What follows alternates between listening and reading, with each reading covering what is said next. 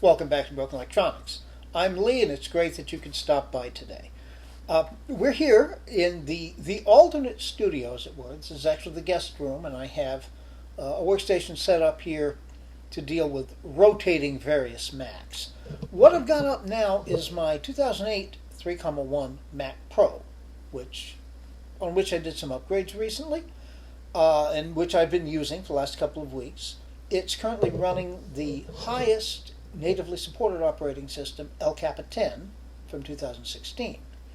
So I thought today we'd take a bit of a look at the machine, its operation, and at Capitan, which has always been one of my favorites. Some people didn't like it that much, I think just because it was a departure in many ways, but I think it brought a lot to the table, more so maybe than some of what came thereafter. But we're going to find that out. Because today, once we've taken that bit of an overview, we're going to look at updating the operating system. Now, fortunately, DOS Dude 1 keeps all of his patchers available, and the first patcher he ever did was for Sierra. So rather than just taking it immediately to Catalina, I'm going to go step by step. Let's go to Sierra. Then we can go to High Sierra, Mojave, Catalina, bit by bit, and remind myself, because honestly I don't remember Sierra a lot. I remember El Cap a whole lot better than Sierra. I'm curious to see exactly what's going to happen. So, if you're curious about this process, please stay tuned. Okay, El Capitan. Take a look at about this Mac. 10.11.6 here on a Mac Pro Early 2008, 2.32 gigahertz quad cores, and the 64 gigs of RAM that we put in recently, and that little NVIDIA GeForce GT 63 630. It's actually not bad. You know, it has behaved pretty nicely. All right.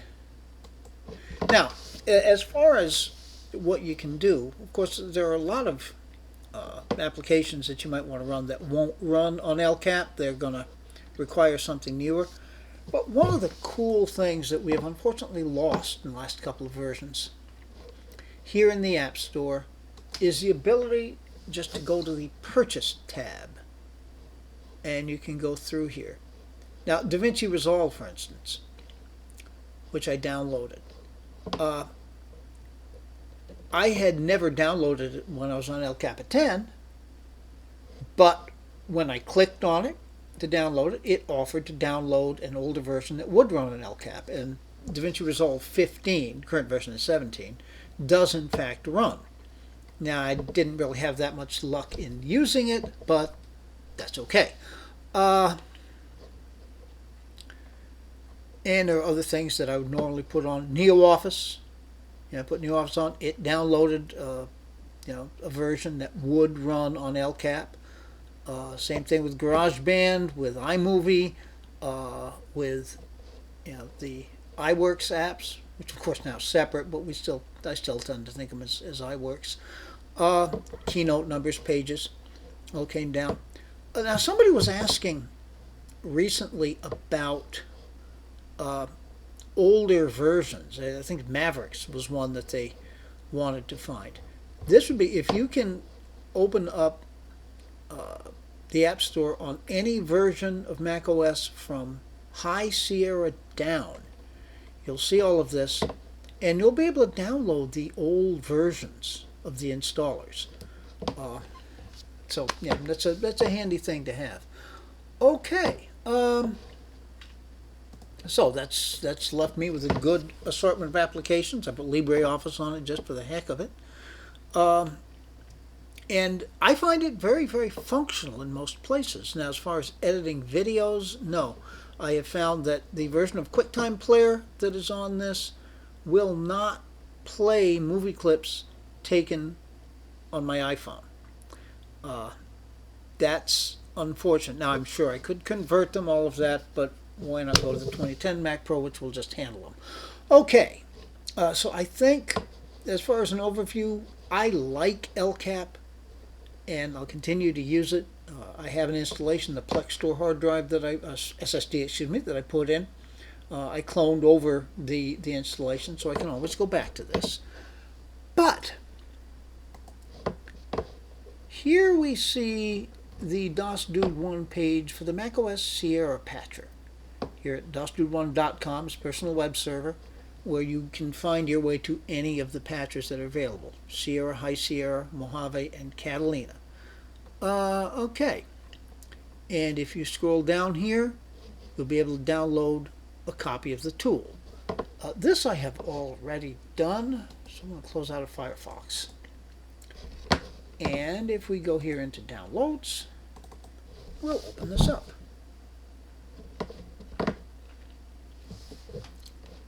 Now, I'm going to plug in a USB flash drive. It says Untitled, and we will open the Sierra patcher. Alright. Now, the one thing that is different about the Sierra patcher is it's the only one that will not download for you. Alright, so we're going to have to browse. Now, fortunately, I do have a copy of the Install macOS Lion and Mountain Lion. How about that? I didn't realize those were in there. Alright. Maybe I just downloaded them for the sake of downloading them so I would have them if I ever did need them. I don't know why. Oh, that Lion was a dog. Mountain Lion wasn't so bad. Okay, so install macOS Sierra. Well, open that. Alright, it is successfully verified. And we're going to go to Untitled. And this is going to make our boot drive. Just for fun, we can click verbose output so we can see exactly what's going on. All contents will be erased. Well, yeah, I erased it already. Did that earlier. Okay. Authenticate. All right, now, as you know, this is going to take a while. So we will come back later on when we have the drive ready to go. Stay tuned. And it is complete. And that took roughly 45 minutes. I did not time it. I probably should have. I renamed the drive Patched Sierra Installer, so if I'm ever holding on going, what the heck is on this, and I plug it in, I will know immediately what it is. I keep installer drives. Gosh, I've got a USB installer drive for every version from Mavericks up through Catalina at this point. Never made one for Big Sur. I suppose eventually I will. And I've got patched ones for Mojave and Catalina, and now here for Sierra. And as we go on in this process, I guess we'll get one for High Sierra too. All right. All right. So we can quit out of the patcher. Close that down. And what we will do next will be to shut the machine down and hold down the Option key and get the installer going. Stay tuned. Okay, so we're here in the bootloader by holding down the Option key when you start up the machine. And what we are going to do is OS 10 base system. And we will boot up from there. Now, this is probably going to take a while.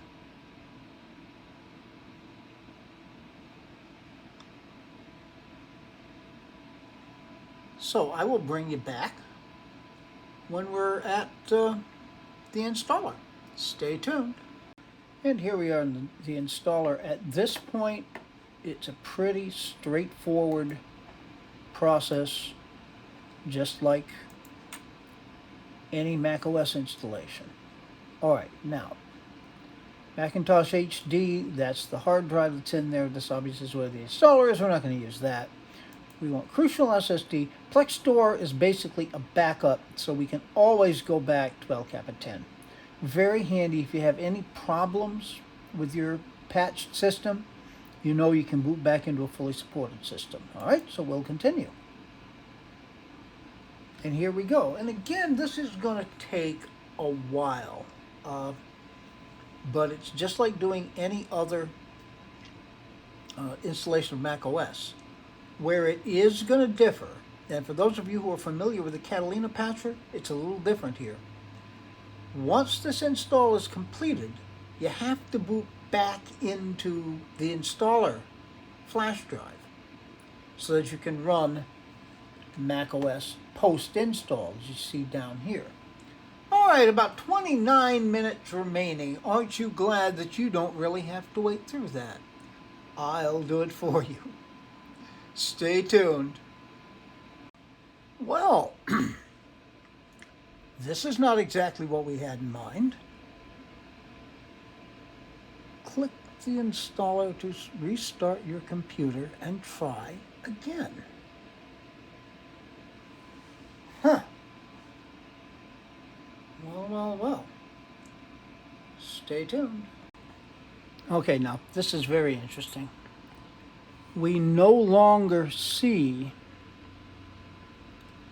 the Crucial drive as bootable, which makes one feel much better about having retained the operating system on the Plex Store SSD.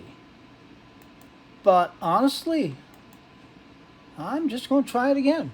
Stay tuned. Okay, well, this is strange. Operation prohibited, which is what I would expect to see if I tried to boot into Sierra without running the post-install. However, I tried running the post-install, and it indicated that there was no Sierra. Now it shut itself down. Interesting. Well, I've got something to try to figure out, don't I? Stay tuned. Okay, this is scary. This is when I tried to boot into the Plex Store drive. I can't do that. Once again, stay tuned. Okay, this is bizarre. I tried to boot into the recovery partition, and I can't do that either. Huh. Stay tuned. Okay, we're getting 3 options this time. What I did was to take the patched High Sierra drive out. I've tried booting into the Plex Store SSD. We get operation prohibited. I tried booting into the recovery partition. We get operation prohibited. So I am going to try booting into an LCAP installer and see if I can reinstall it on something and try to recover from this mess. Stay tuned. Okay, I'm just going to try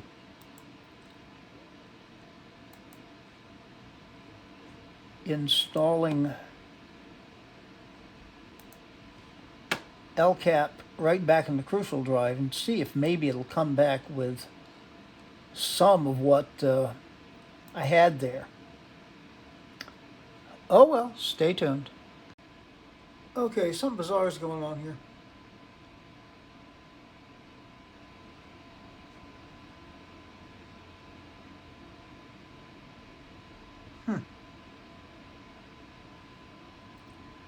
Stay tuned.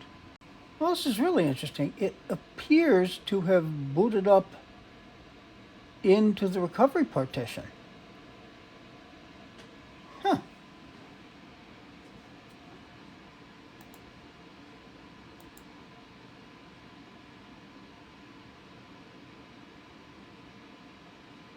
Oh, I'll have to see what this does.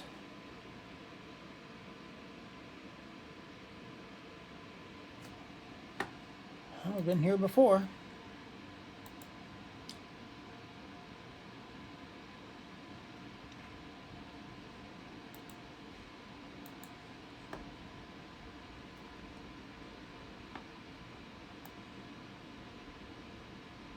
Yeah, it looks a little different. Well,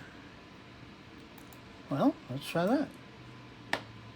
Signing in the App Store. Yeah, it's going to download Okay, well, I'll do this and see what happens. Stay tuned. Okay, well, LCAP is installing now, and I realized where the problem was. There's a time bomb built into it. So I had to reset the system date. Now, I reset it to a date that would work for Sierra and was trying to boot back into the Sierra installer, but it insisted on going back to LCAP. However, hopefully 2017 will work for LCAP as well. We'll find out when it's done. Stay tuned. Okay, so we're back to square one.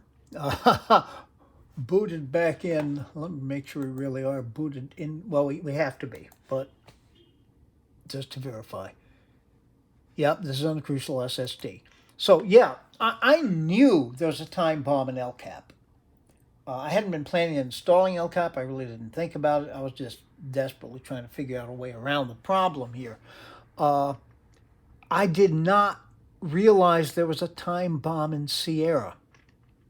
So, what we're going to do now is reboot back into the Sierra installer and reset the time. Stay tuned.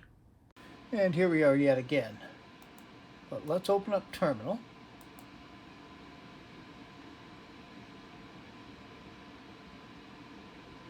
Come on.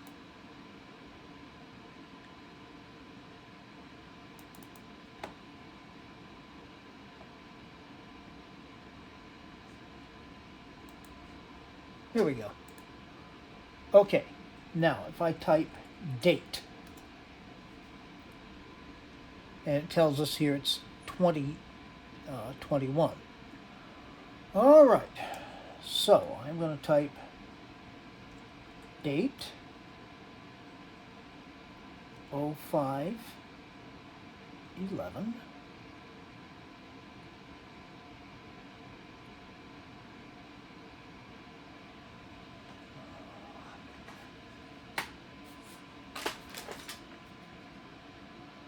Doesn't matter that much. 21. 27. 17. Command not found. Okay, let's try that again. Date 05/11. 21. 27. 17. Okay, so what we've done now is to roll the date back to 2017. We can quit our terminal. And now we should be able to install Sierra. I really didn't remember there being a time bomb there. Okay, so hopefully this will work. Stay tuned. Okay, this is what I was talking about earlier. The installation is finished. We need now to boot back into the installer, which responds slowly, and run the post install. The Catalina patcher automates this. But here we have to do it manually. If it ever, here we go. Okay. Mac Pro 3,1.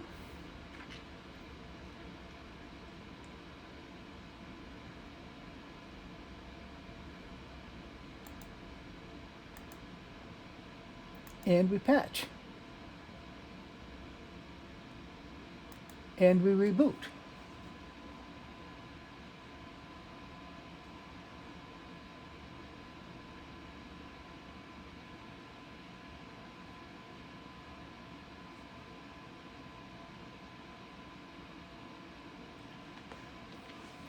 I really should have thought about the possibility of a time bomb a whole lot sooner than I did, I admit.